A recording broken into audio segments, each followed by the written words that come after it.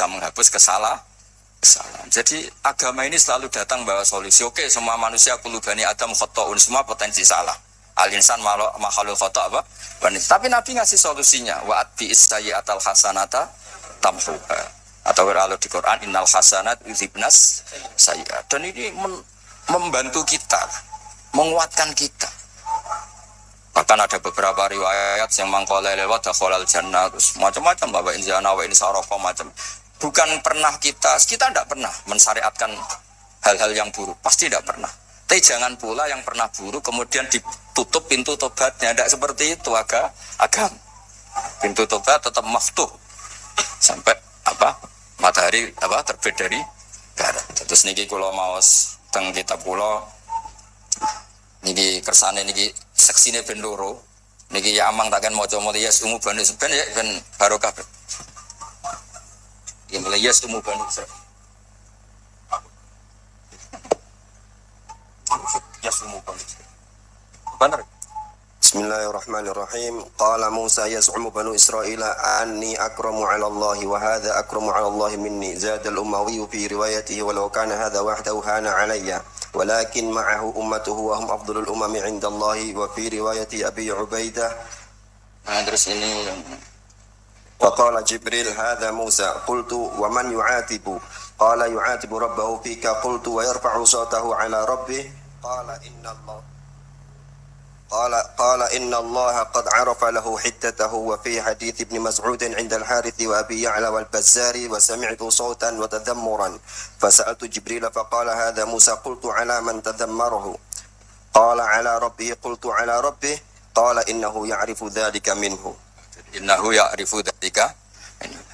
Ini yang terakhir barokahnya kitab Bukhari juga kita maklumi ya, meskipun sifatnya hanya maklumi.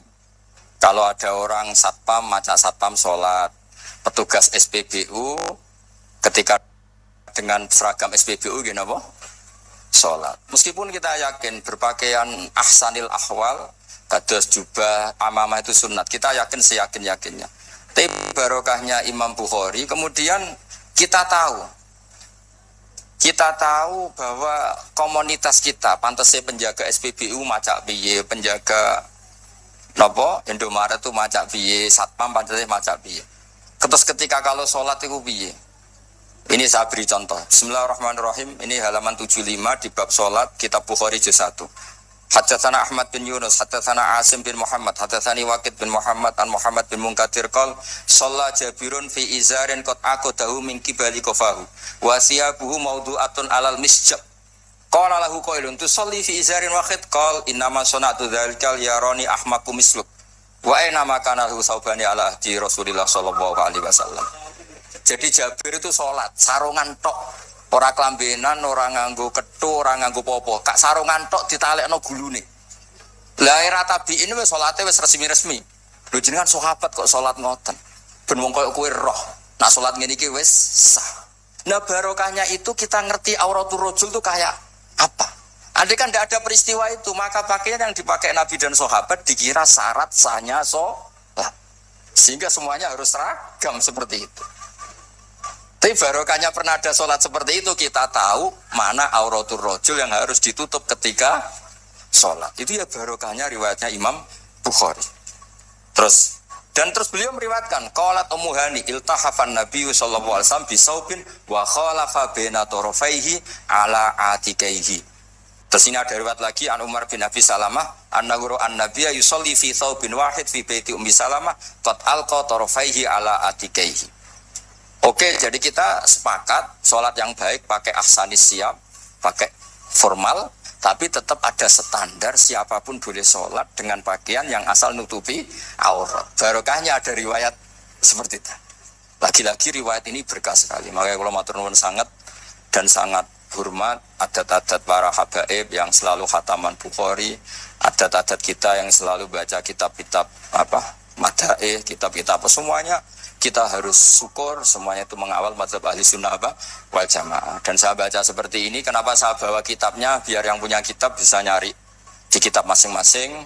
Semoga hanya beda halaman, bukan saya punya Bukhari, sampean punya kitab yang enggak Bukhari. Maksudnya tuh dua ini buku ini ngomong. Jadi jelas gitu. Terus adnal ahwal, misalnya pakaian minimal seperti itu penting. Supaya akhirnya ada orang satpam sholat pakai pakaian satpam ya tidak janggal, ada yang pegawai SPBU sholat gitu tidak janggal karena sahabat Jabir ini pernah menunjukkan di depan umum sholat seperti itu supaya menunjukkan kadar aurat mana yang harus Andai kan tidak pernah ada peristiwa Jabir dan Rasulullah selalu sholat ala ahsanil ahwal, sahabat misalnya ala ahsanil ahwal, pasti seperti itu dikira syarat sah. Dan itu akhirnya umat masa pakai SPBU macak ngono, satpam macak ngono. Barang kiai teko sing kiai sing ndi wong macake padha kan yo ribet. Jadi KBU berdasar napa ilmu. Quran itu turun itu kan mustameknya, pendengarnya itu zaman itu kan orang kafir semua. Makanya pertanyaannya itu untuk jadi ahli tafsir itu syaratnya ada enggak? Ya syaratnya ada, harus paham itu. Lalu syaratnya paham itu apa? Untuk Quran itu syaratnya satu, ya dapat hidayat itu. Karena kalau kita pakai standar apapun itu tidak bisa. Karena banyak orang kafir dulu karena punya pengetahuan yang baik tentang uslubul kalamil Arab, itu Quran turun itu memahami dan faham. Ini termasuk yang diceritakan Shahihus Shahih, yaitu Imam Bukhari. Imam Bukhari itu cerita ada orang namanya Jubair bin Mut'im, itu kafir. Saya ulang lagi ya, Jubair bin Mut'im itu kafir. Dia datang ke Madinah untuk negosiasi Asra Badrin, tawanan perang Badar.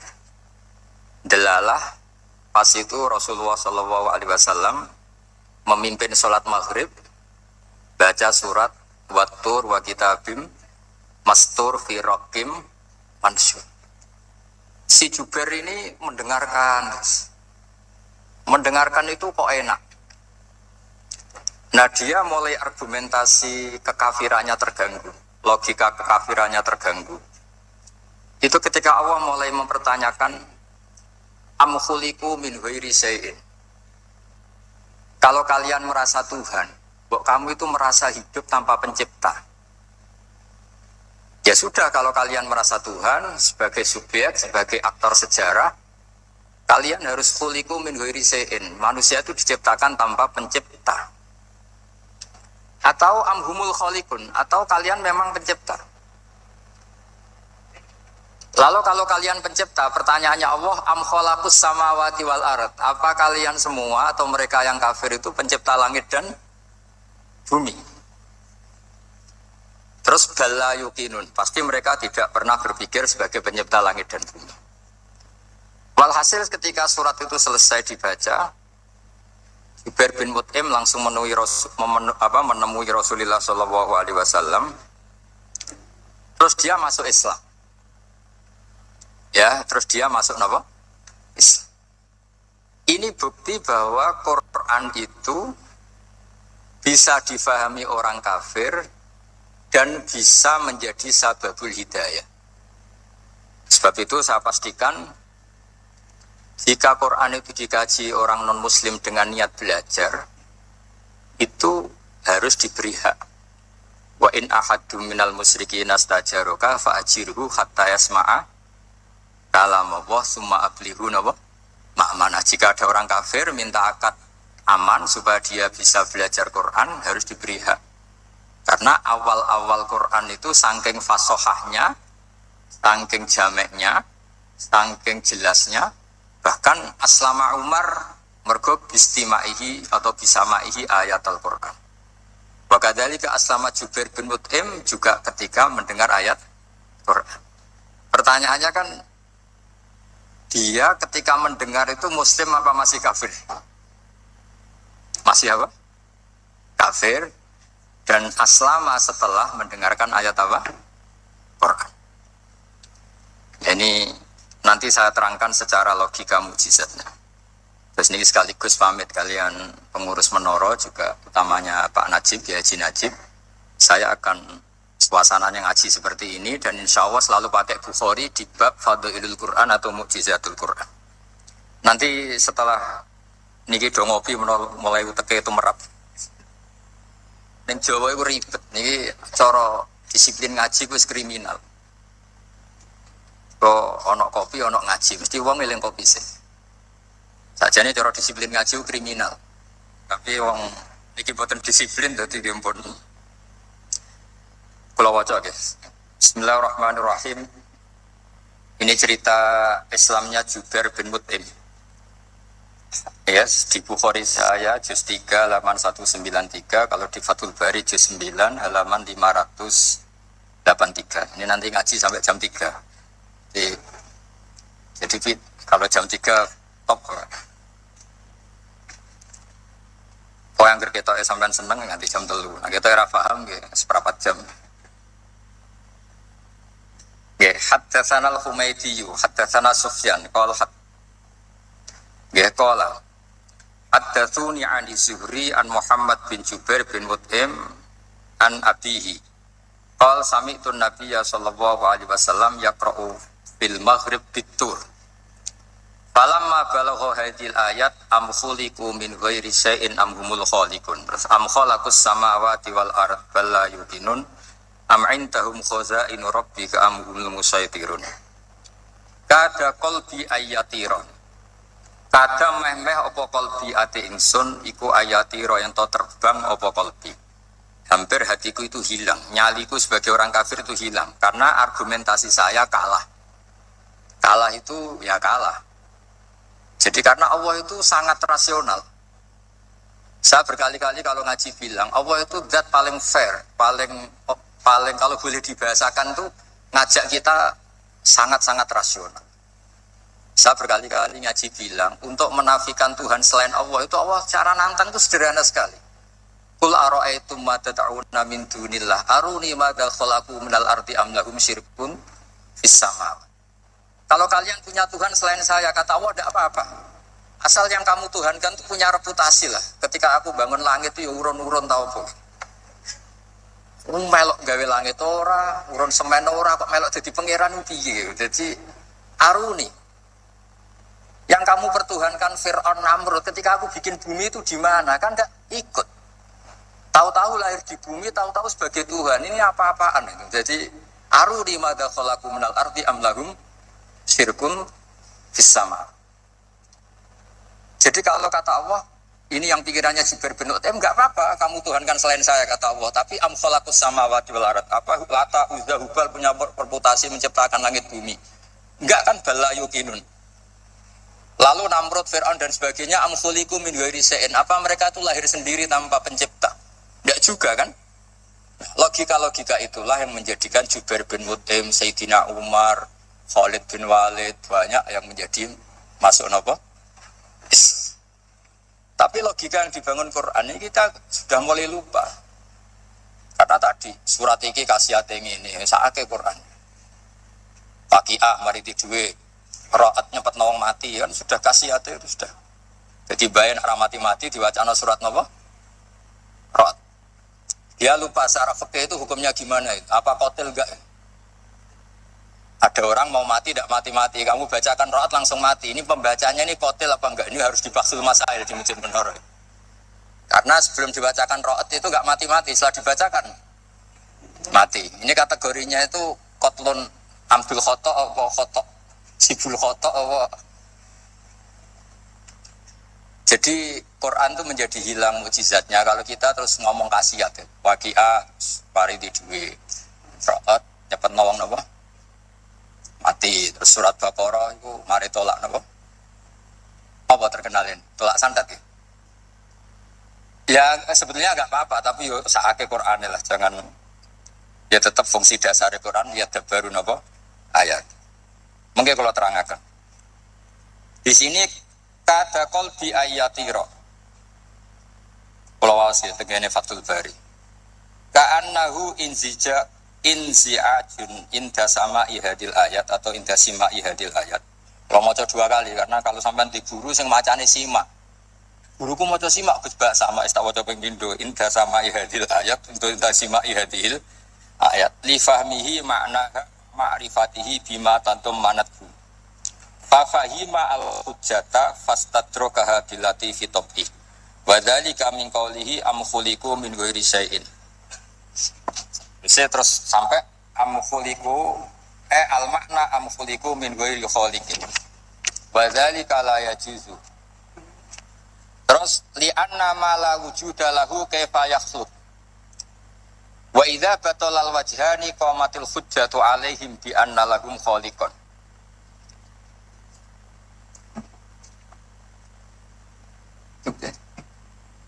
Wah, aneh.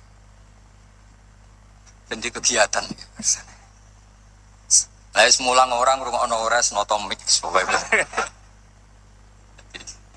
Jadi Islam itu orang harus punya itu sholihat. Jadi nak gak mulang ngrungokno, nak orang nggih nonton apa.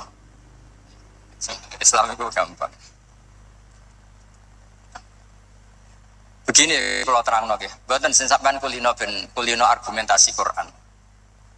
Ketika Allah menafikan Tuhan selain dirinya, saya ulang lagi, ketika Allah ingin menafikan Tuhan selain dirinya, sebenarnya argumentasinya itu gampang sekali.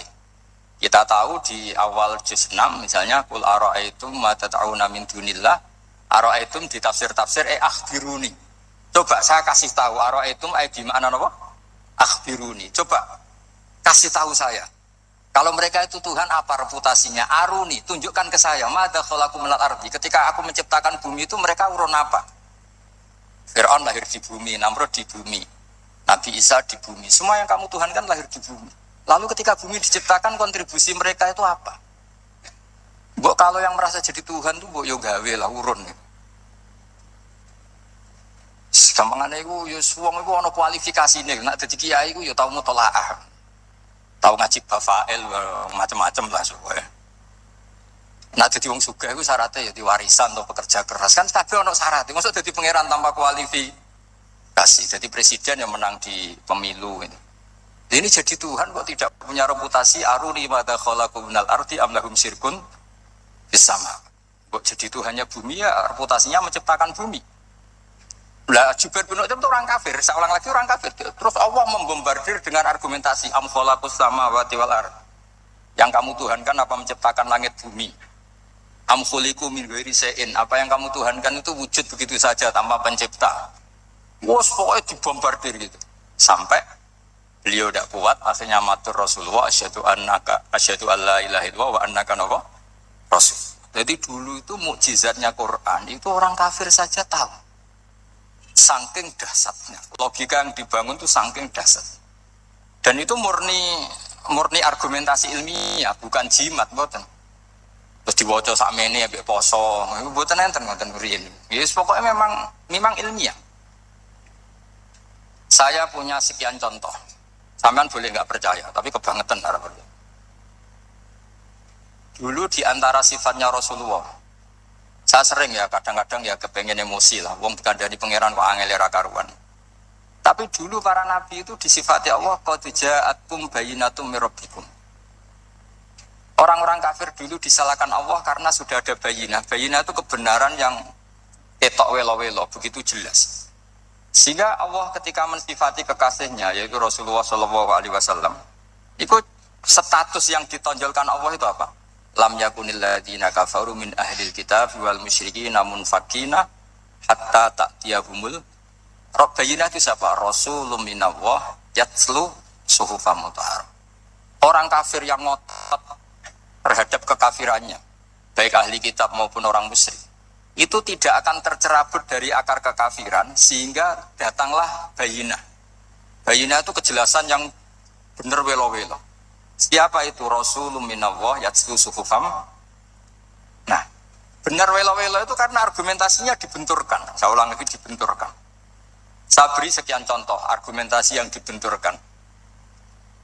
Saya berkali-kali cerita kalau ngaji. Lama sekali, ya saya ulang lagi, lama sekali cara berpikir orang kafir, entah kafir Cina, entah kafir Quraisy itu sama. Di mana-mana Tuhan itu penyelesai problem. Pikiran mereka, kalau problem itu banyak ya Tuhannya harus banyak. Makanya ada dewa petir, dewa dewi keberuntungan, macam-macam. Di orang kafir jahiliyah juga sama. Ini Tuhan spesialis hujan, ini Tuhan apa, sesuai fungsinya. Sehingga ketika Rasulullah itu datang membawa konsep satu Tuhan, mereka protes. Disebut aja'alal alihata ilahaw wahida inna hadza la syai'un ujab. Masa Tuhan satu, padahal problem kita ini banyak. Inna hadza la syai'un ujab, ini aneh. Tapi Nabi secara telaten adu argumentasi. Kalau kamu sebagai pembantu, sebagai budak, lalu majikan Anda banyak, semuanya punya perintah yang beda-beda. Kamu suka apa enggak? Ya enggak suka Muhammad. Enak mana majikan banyak sama majikan satu? Ya enak satu. Tuhan kamu itu majikan kamu. Kalau Tuhan kamu majikan kamu, kalau Tuhannya banyak, perintahnya beda-beda, habis kamu. Ya sudah, Tuhannya satu saja. Itu namanya bayina. Bayina itu argumentasi yang enggak terbantahkan. Itu yang disebut hatta tiahumul. Itu disebut doroba wa mathalar rojulan fihi syuraka umutasyakisuna wa rojulan salamal lirojul hal yastawiyani masalah alhamdulillah. Jadi ketika mereka dijak argumentasi, oke mat, kalau majikan banyak itu gak enak, enak majikan satu. Wa rabbukum sayyidukum, Tuhan kamu itu majikan kamu, maka enak satu. Oke Muhammad, kita terima konsep itu. Alhamdulillah akhirnya mereka Islam. Nah sekarang enggak, juga ngamuk ya. Enggak logika itu rapati gelem. Nah, begitu juga tentang syarik. Saya berkali-kali kalau ngaji cerita, saya sebagai manusia mungkin atas nama hati saya sering tidak ikhlas. Tapi atas nama ilmu itu saya ikhlas terus. Gak pernah ada ikhlas atas nama ilmu. Saya beri contoh, sampai aku pengen ikhlas permanen. Meskipun aku sepotongan aku kira ikhlas, tapi ini kan latihan, sering latihan. Ya ini saya beri contoh, nanti setelah pulang ngaji ini pasti ikhlas. Secara ilmu paling enggak. Ya saya ulang lagi secara hati, segera roh hati, banyak kepentingan jenenge hati. Lama sekali kita ikhlas mengatakan ini putih, ya kan? Kertas ini putih apa hitam? Putih. Kamu ikhlas gak? Ikhlas kan? Gak ada yang bayar kan? Kamu mengatakan putih kan gak bayar. Terus peci saya ini orang pasti sepakat ini hitam. Dan lama sekali orang mengatakan ini hitam, tanpa ada yang gaji. Nah kenapa kita ikhlas? Karena memang faktanya ini putih, sehingga kita katakan putih. Peci hitam, faktanya juga hitam, sehingga kita katakan. Pertanyaannya, kenapa ketika Allah kamu katakan Tuhan, kamu udah ikhlas? Padahal kamu mengatakan ini putih-putih, gak ada yang gaji juga mau. Alasannya apa? Karena ini fakta. Dia betul. Sekarang Allah Tuhan itu fakta apa enggak? Fakta. Loh kenapa untuk mengatakan Allah Tuhan kamu nunggu opah? Itu ngawur tau coro ilmu. Boten ngawur boten. Ngawur kan? Harusnya kalau mengatakan fakta itu yang ikhlas. Putih kita katakan putih, hitam kita katakan hitam, meskipun nggak ada yang bayar. Nah itu ilmu. Maka kalau kita dengan ilmu nyembah Allah mesti ikhlas. Ya Allah memang kau Tuhan ya tak sembah. Atas nama ilmu loh, saya ulang lagi, atas nama. Tapi kalau atas nama hati, Gusti nggih nyembah ya Gusti nyuwun opah lah kula niku kan. Maksudnya ku yo piye no, dadi ribet. Makanya di bab fakta itu Allah ngendikan waman azlamu mimman abadani li jannatin aw narin. Laulam aku jannatan wala naron alam akun ahnan al-uto'ah. Siapa yang lebih zalim ketimbang orang yang menyembah saya yang karena takut surga atau ingin masuk surga atau takut neraka. Andai kan saya sebagai Tuhan tidak menciptakan surga atau neraka, apa terus saya tidak dituhankan? Umpama pangeran ragai swarga neraka tetap pangeran tor. Tetap pangeran kan? Jadi ilmu itu beda dengan rasa. Ilmu itu pasti objektif. Nah, dulu saya ulang lagi, orang kafir itu dijak begitu itu mau. Sehingga ketika mereka Islam hari pertama saat itu juga langsung ikhlas karena logikanya permanen. Saya beri contoh. Orang kafir itu kan pernah nganggap fungsi Lata, Uzza, Hubal, Manat itu setingkat sama Allah. Padahal oleh mereka dianggap syarif, dianggap setara, dianggap mitra, dianggap sederajat dengan Allah. Sehingga mereka diceritakan Allah, balhum qaumu ya'dilun. Mereka komunitas kaum yang menyamakan selain Allah dengan Allah. Padahal gak mungkin kan, selain Allah setara dengan Allah kan gak mungkin. Iku dulu lan nerangno kangelane sak pole. Cara gurune kuwi. Iki gurune Kanjeng Nabi Muhammad sallallahu alaihi wasallam. Iku nerangkan sekali itu orang kafir paham semua dan semuanya masuk Islam. Itu hebatnya bayinah hatta ta'tiyahumul bayin. Nabi cara nerangkan diajari Allah begini. Misalnya saya kerja keras, kemudian beli Innova. Ya, atau adol warisan beli Innova. Kemungkinannya kan kerja keras atau warisan. Utawa ngerayu mertua kelar tuku Innova, kemungkinan itu. Sing rada dake itu jalur pintas ngerayu mertua. Lewat bojone maksud. Semacam-macam lah. Apapun itu ciri khas pemilik itu enggak ingin orang lain itu setara dengan dia. Kue kerja keras nabung puluhan tahun beli Innova, kemudian teman kamu udah ikut beli, cara menguasai Innova itu sama dengan kamu. Nak nyiler atau pamit atau bensini, so enak ide. Kue mangkel gak kira-kira? Kamu punya rumah, sono wong mlebu slonang-slonong kayak pemilik, kamu mangkel tak? Mangkel. Nah, Allah cara membuat tamsil itu ya begitu. Halakum mimma malakat aymanukum min syuraka'a fi ma razaqnakum fa antum fihi sawa takhafunahum ka khifatikum anfusakum. Coba kalau kamu punya barang, kata Allah, kamu punya barang, punya sesuatu, dan itu milik kamu, karena kamu yang beli. Kemudian ada orang lain yang cara memilikinya sama dengan kamu. Mau enggak kamu seperti itu? Ya tidak mau Muhammad, ini milik saya, kok ada orang lain yang merasa setara dengan saya, tidak mau saya. Kalau orang lain mau pinjam ya harus ngemis-ngemis lah, harus dodok-dodok. Ya seperti itu Allah itu bumi itu yang menciptakan Allah sendiri. Kemudian kamu menyertakan orang yang tidak ikut menciptakan setara dengan Allah, ini apa-apaan? Oke Mat, kalau gitu Allah la syarikalah. Jadi itu tamsil apa? Saya ulang lagi ya, kalau kamu beli Innova, mau nggak ada orang lain yang cara menguasai Innova itu setara dengan kamu? Mau nggak? Nggak mau kan? Bahkan istri saja nak nganggu kudu pamit. Nak lagi nengan, arah nengan ya boleh. Tapi apapun itu kan tetap saja harus pamit, harus prosedur. Namanya ndak ikut punya. Nah itu kemampuan ini yang mulai hilang di umat Rasulullah. Jadi Nabi itu punya fatona. Fatona itu kecerdasan untuk memberi penjelasan. Disebut orang kafir itu tidak akan infikak, tercerabut dari cara berpikir mereka, munfakin hatta ta'tiyahumul. Lah bayinya itu siapa? Rasulun minallah yatlu suhufam mutahhar. Jadi Nabi itu kalau memberi penjelasan itu gampang sekali. Baik itu penjelasan akidah maupun penjelasan fikih. Dulu di Medina itu abkhosun nasi kailan. Orang Madinah itu orang paling curang kalau dagang dulu sebelum Rasulullah datang. Jika misalnya mau beli pelem itu mangga itu, pentil ya dihitung pelem. Jadi busron itu kurma pentil ya dihitung kurma. Misalnya pulaan pari hijau wis dituku, padahal urung jelas jadi padi. Dan nanti kalau kena badai angin, ya sudah. Apa itu? Uang itu enggak kembali. Ketika Rasulullah datang, Nabi mau tanya, "Tung tuku apa?" Tumbas pelem. Sekarang satu pohon pelem dituku 2 juta, itu rego pelem ta rego pentil? Mbak sampean jawab. Pentil kan gak ono regane, sakmene iki. Ndak ketika dibayar 2 juta itu rego pentil apa rego pelem? Pentil lho, ketika pentil sakmene dituku 2 juta satu pohon itu rego pelem atau rego pentil? Pelem kan? Sekarang faktanya pentil apa pelem? Pentil.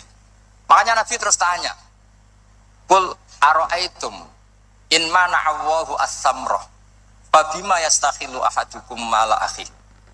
Banyak tak apa loh hadis-hadis. Andai kan nanti pentil ini kena angin, kemudian 2 juta itu bayari apa coba? Diarani bayari pelem rantuk pelem, dibayari pentil itu regane 2 juta, dipangan yo ora kena.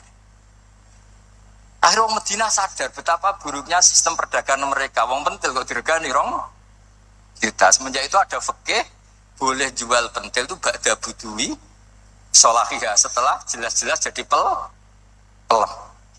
Paham ya? Dan Nabi cara nerangkan gampang. Fabima yastakhillu ahadukum mala akhi. Lalu alasan halal itu apa? Kamu mengambil uang 2 juta atas nama apa? Atas nama pelem ya Rasul di peleme. Atas nama pentil, mosok pentil regane 2 juta. Jadi akhirnya orang Madinah sadar semenjak itu tidak jual buah-buahan qabla budui sholahiyah, sebelum kelihatan berstatus napa? Tamroh buah. Jadi Nabi itu orang yang kalau menjelaskan itu gampang sekali. Dulu itu Nabi pernah dibully orang Bedui. Nabi pernah ngendikan la adwa wala tiarota wala hamah. Tidak ada penyakit menular Ya ada orang bedui itu iseng. Iseng itu ya iseng. Ada unta gudiken, dijejero unta waras. Akhirnya sing waras melok gudiken. Si bedui ya rada kurang ajar. Rasulullah ditimbali. Ya rada kacau nih. Alhamdulillah gak wong kudus nih. Ya Rasulullah katanya engkau tidak ada penyakit menular. Ini unta ini tidak gudiken, tak jejero yang gudiken ikut gudiken. Terus Nabi banget pinter ya. Dikira Nabi itu kan kalah. Nabi jawabannya, paman adal awala. Semua rawi membaca al awala. Mongko te sapa ada maringi nular sapa man al awala sing pertama. Ya nek iki jarimu ketularan iki, lagi ketularan sapa? Sing pertama gudiken. Wah iku asli lah ya maksudku ya sing iki. Jadi Nabi itu gak pernah kalah kalau argumentasi. Nah sekarang banyak umatnya Nabi, tambah soleh itu tambah rapat iso mikir biasanya. Makanya Mbah Mun terkenal bikin jargon zada khuzuan, zada jalan. Karena kemampuan fatona itu juga harus diwaris. Saya beri contoh ini ngaji hujah, ini masih ngaji tentang Quran.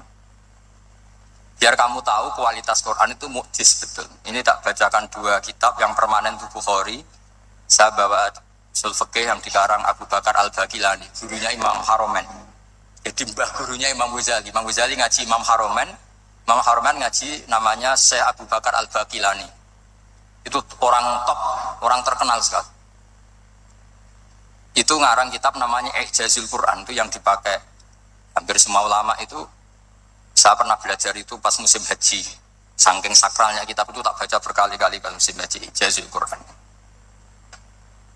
Orang kafir itu kan otaknya sudah error, tapi kandanannya angel. Dan itu kalau kita salah ngelola argumen itu bisa kalah ya. Saya beri contoh. Ketika Nabi Musa memaklumatkan sebagai nabi, itu Fir'aun tanya, "Wama Rabbul Alamin?" Lalu Tuhan Rabbul Alamin itu siapa? Jawabnya Musa kayak normatif, Rabbus Samawati wal Ard, yang nuhani langit dan bumi. Fir'aun enak aja, gampang. Ma'alim tulakum min ilahin wiri. Saya jalan-jalan kemana-mana yang dituhankan di bumi saya, berarti ya saya Tuhan. Soal kemungkinan Tuhan di langit, terus Haman dipanggil. Haman itu arsitekturnya Fir'aun. Ya Haman nili sorhal ali abluhul asbab samawati fa'attoli'a ila ilahi Musa. Haman bikinkan piramida yang tinggi supaya saya bisa melihat Fir'aun. Tuhannya siapa? Musa. Wa inni la'adzunuhu kadziba. Diulang beberapa ayat. Kadang wa inni la'adzunuhu minal kadzibin, itu ada beberapa ayat. Musa kan kaget. Wah ini nak piramida jadi Fir'aun munggah mesti roh pengiran. Untuk saya aku nabi atau roh langsung pemenang santri lah barang arah roh. Jadi kan Fir'aun, Musa akhirnya bingung. Jadi misalnya munggah tenan mesti roh Allah. Padahal kata Musa, kata siapa Fir'aun? Ibnili sorhal ali ablul asbab samawati fa'attoli'a ila ilahi Musa. Kemudian saya bisa melihat Tuhannya siapa? Musa. Wah jari Musa wah prono nak munggah tenan tetep ra roh Allah, jari Allah gak ono. Wong Fir'aun wis kadung geblek. Angger gak roh berarti gak ono. Apa yang dilakukan Nabi Musa? Beralih argumen. Saya ulang lagi, beralih argumen. Ya sudah, definisinya tidak seperti itu Tuhan, definisinya tak rubah. Rabbukum wa rabbu abaikumul awalin. Saya mengirani buyutem.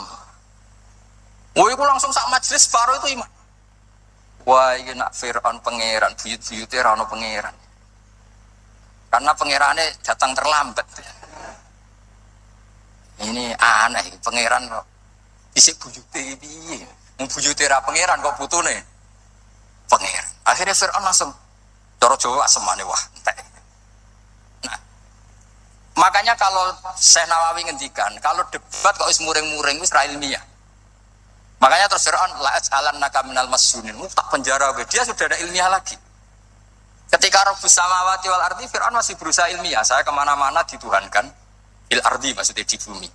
Soal kemungkinan di langit, saya nanti bikin bangunan, mau lihat Tuhanmu Musa. Tapi ketika dipojokkan dengan Rabbukum wa rabbu abaikumul awalin, yang nuhani nenek moyang kamu. Entek Fir'aun. Waduh, aku di bapak, di mbah. Mbahku yura pangeran, kok putune pangeran. Berarti mbahku tanpa apa? Pangeran. Wah ribet. penjara Musa. Jadi emosi dia karena sudah nggak bisa debat. Jadi semua nabi itu ciri khasnya itu punya kemampuan argumentatif. Makanya nabi itu harus fatona, harus punya kecerdasan. Dan itu juga yang dilakukan Quran ketika nafyu uluhiyatil ghairillah, ketika menafikan bahwa selain Allah itu pasti tidak Tuhan. Ya tadi, kalau Allah itu punya pesaing sebagai Tuhan, ya namanya Tuhan, reputasinya ya aruni madza khalaqu minal ardi am lahum syirkun. Mungkin kalau orang-orang tajwid hanya nekuni fis samawati tuni, itu fis samawati tuni itu kan urusan tajwid. Tapi kalau kita yang ahlul makna itu nekuninya kalau merasa Tuhan itu ya punya reputasi. Di antara reputasinya itu ikut menciptakan langit dan bumi. Nah dengan demikian namanya bayinah. Bayinah itu kebenaran yang petok welo-welo.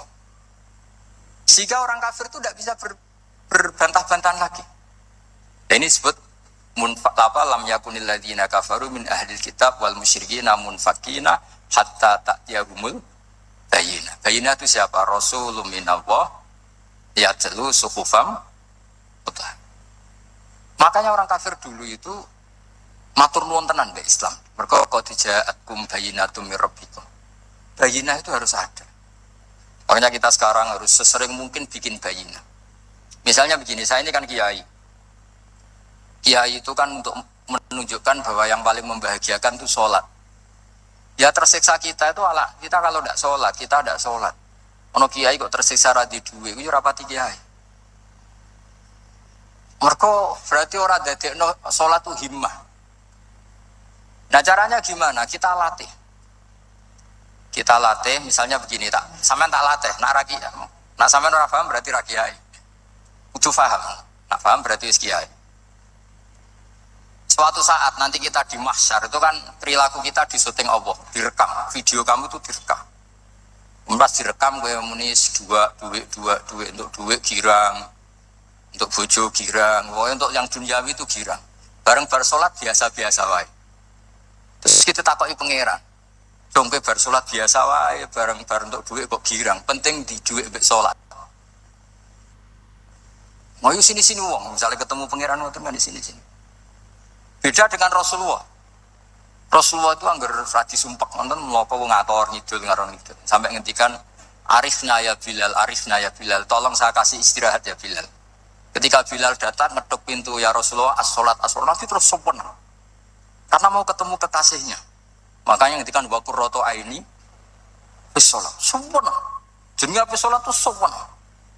Saya berkali-kali ngaji bilang karena kenangan terbaik kita ketika ning donya yo tahu sholat. Jadi nak disoteng pangeran, sebenarnya ketemu pangeran kan pantas. Indonya tahu sholat, tahu sujud kan keren. Nah, hal-hal seperti ini tuh harus dijelaskan. Sayyid Zainal Abidin itu nak sholat tuh aslinya mau kepengen 2 rakaat, sholat sunat mau kepengen 2 rakaat. Tapi setelah sholat tuh dia merasa ya Allah, matur nuwun jenengan kasih rezeki sholat, sehingga terus sholat lagi sebagai syukur diberi sholat 2 rakaat. Saking syukurnya sholat lagi itu gak tahu akhirnya setiap hari itu 1000 rakaat. Dan itu dilakukan dengan keasikan yang luar biasa. Karena terus isin, aku jagungan mbek konco sak jam betah, jagungan mbek apa 8 menit entuk 20 rakaat. Isin lah. Itu ya duwe isin maksudnya ya. Iki cerita wong duwe isin, nek sing boten nggih monggo lah wong niki pilihan, iki cerita mawon. Sampeyan aja takok, lha Gus Pak iso nglakoni itu ora, gak sopan takok kiai, Pak. Cuma cerita mawon. Tapi saya bisa bayangkan perasaannya orang-orang soleh. Wong nak duwe isin itu jagungan mbek kanca wae asik. Padahal kanca iki ra jelas prospeke, cara donya ora jelas, akhirat ora jelas. Lha iki jagungan mbek Allah kok kesusu, ini makhluk model apa kan? Hamba model apa? Lho Kanjeng Nabi itu sampean tak critani. Garwa paling disenengi Sayyidah Aisyah. Wayu rawan. Siddiqah lare.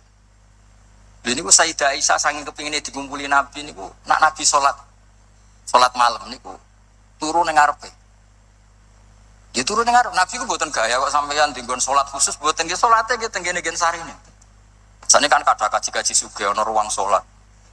Ana sajadahe, ana tasbih komedi. Gaya tok. Ora bolak-balik dolan sugih-sugih. Monggo ku sing nggon pesolatan. Wah iso ambu malaikat blas gak ana yakin.